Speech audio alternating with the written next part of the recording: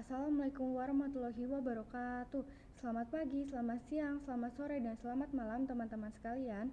Perkenalkan, nama saya Valen Indana Zulfa dengan NIM S1A024112.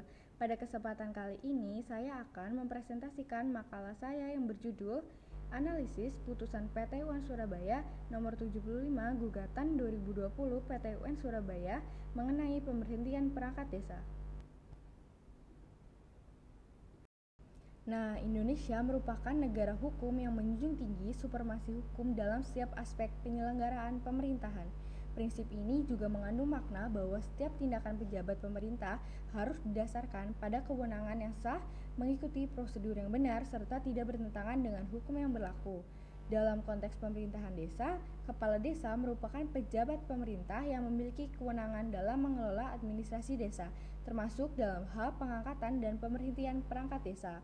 Namun demikian, penting juga untuk dipahami bahwa kewenangan tersebut bukanlah kewenangan yang sifatnya mutlak, karena dalam hukum administrasi negara, setiap kewenangan itu selalu dibatasi oleh peraturan perundang-undangan, tujuan pemberian kewenangan, serta prinsip-prinsip pemerintahan yang baik.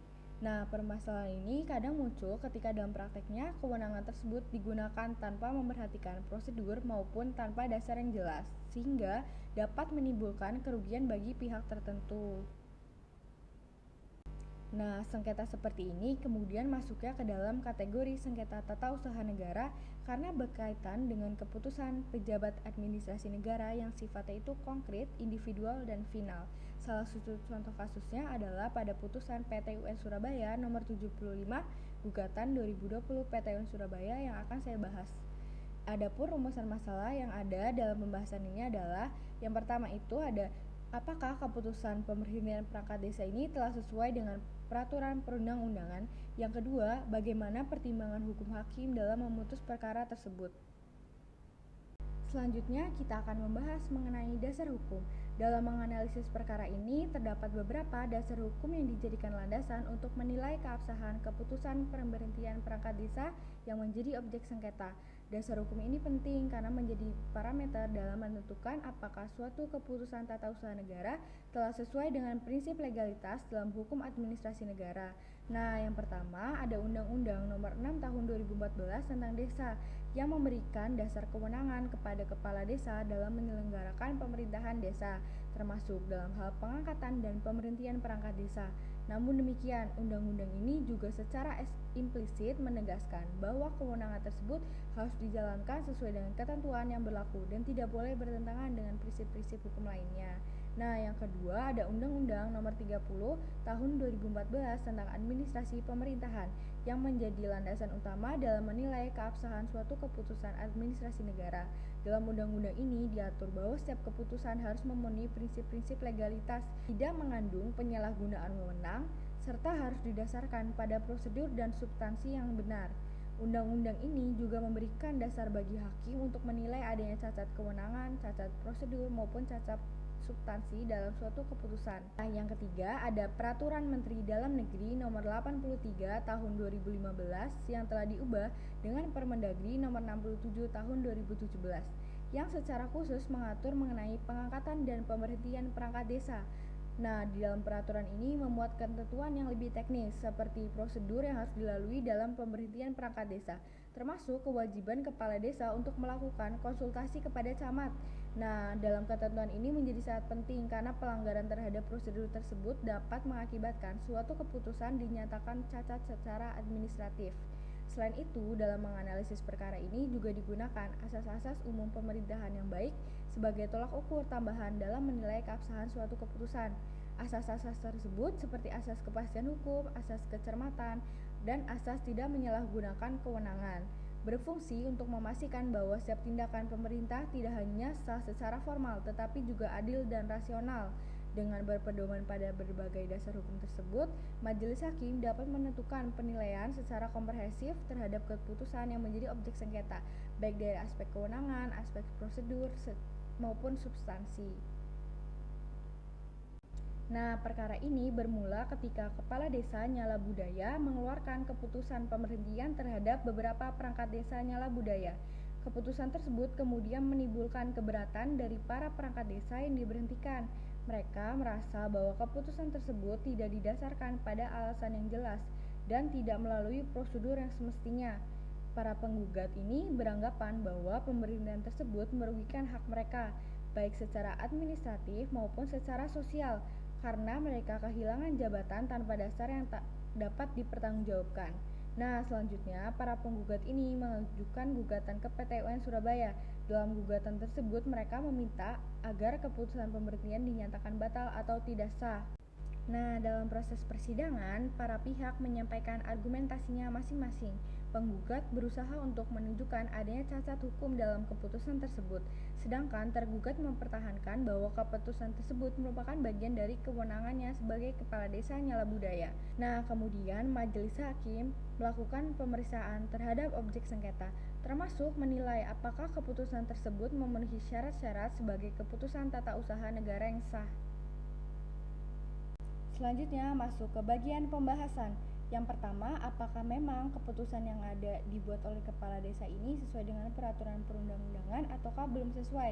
Nah, dalam perkara ini, hal pertama yang saya analisis adalah apakah memang keputusan pemerintahan tersebut telah sesuai dengan ketentuan hukum yang berlaku atau belum. Nah, secara normatif, kepala desa ini memang memiliki kewenangan, namun dalam hukum administrasi negara, keberadaan kewenangan saja tidak cukup. Kewenangan tersebut harus digunakan dengan sesuai prosedur, sesuai tujuan, dan tidak melanggar hukum. Dalam putusan ini ditemukan bahwa keputusan tersebut mengandung cacat hukum yang dapat diuraikan sebagai berikut. Nah, yang pertama ada cacat prosedural. Cacat prosedural ini terjadi ketika suatu keputusan tidak diterbitkan sesuai dengan tata cara yang ditentukan. Dalam perkara ini, prosedur seperti konsultasi dengan camat tidak dilaksanakan sesuai dengan prosedur yang benar. Padahal prosedur ini tuh sifatnya wajib dan bukan hanya sekedar formalitas saja. Tujuannya adalah untuk memastikan bahwa keputusan yang diambil telah melalui pengawasan administratif.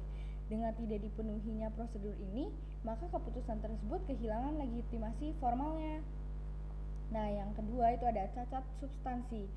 Selain prosedur, hakim juga menilai isi keputusan tersebut. Dalam hukum administrasi, suatu keputusan harus memiliki alasan yang jelas, rasional, dan dapat dibuktikan. Dalam perkara ini, alasan pemberhentian tidak jelas Dalam perkara ini, alasan pemberhentian tidak dijelaskan secara memadai. Hal ini menunjukkan bahwa keputusan tersebut tidak memiliki dasar yang kuat. Akibatnya, keputusan tersebut dinilai tidak memenuhi syarat material dan termasuk dalam cacat substansi. Nah, yang ketiga ini ada ketepatan penggunaan kewenangan. Meskipun kepala desa memang memiliki kewenangan, namun penggunaannya ini harus sesuai dengan tujuan pemberian kewenangan tersebut. Dalam perkara ini, penggunaan kewenangan dinilai tidak tepat karena tidak didasari pada pertimbangan yang objektif dan proporsional. Hal ini dapat dikategorikan sebagai penyalahgunaan kewenangan. Nah, selanjutnya yang terakhir ini ada pelanggaran AUPB. Majelis hakim juga menilai dari perspektif asas-asas umum pemerintahan yang baik. Ada beberapa asas nih yang dilanggar di keputusan ini, seperti asas kepastian hukum, karena keputusan ini memang tidak memiliki dasar yang jelas, asas kecermatan, karena keputusan tidak dibuat dengan pertimbangan yang matang, serta asas tidak menyalahgunakan kewenangan. Nah, pelanggaran terhadap asas-asas ini menunjukkan bahwa keputusan tersebut tidak memenuhi standar pemerintahan yang baik. Nah, ada juga pertimbangan yang digunakan oleh hakim. Nah, majelis hakim dalam perkara ini menggunakan pendekatan yang komprehensif. Pertama, hakim memang menilai aspek kewenangan. Hakim mengakui bahwa kepala desa memang berwenang, namun menegaskan bahwa kewenangan tersebut tidak bersifat absolut. Nah, kedua, hakim juga menilai secara prosedur nih. Dalam hal ini, hakim menemukan bahwa prosedur yang diwajibkan tidak dipenuhi, sehingga keputusan tersebut cacat secara administratif. Nah, ketiga, hakim menilai substansi keputusan, yaitu apakah alasan pemberhentian dapat dibenarkan secara hukum. Nah, dalam perkara ini, alasan tersebut tidak cukup kuat. Nah, hakim juga menggunakan asas-asas umum pemerintahan yang baik sebagai alat uji tambahan untuk menilai keabsahan keputusan. Pendekatan ini menunjukkan bahwa hakim tidak hanya melihat formalitas, tapi juga melihat keadilan dan rasionalitas keputusan tersebut. Nah, yang tidak kalah penting, ada juga nih amar putusannya. Berdasarkan seluruh pertimbangan tersebut yang sudah saya jelaskan sebelumnya, majelis hakim memutuskan untuk Yang pertama, mengabulkan gugatan para penggugat secara seluruhnya. Nah, yang kedua, menyatakan keputusan pemberhentian itu batal. Nah, yang ketiga, ada mewajibkan tergugat mencabut keputusan tersebut. Nah, yang terakhir ini, majelis hakim juga membebankan biaya perkara kepada tergugat.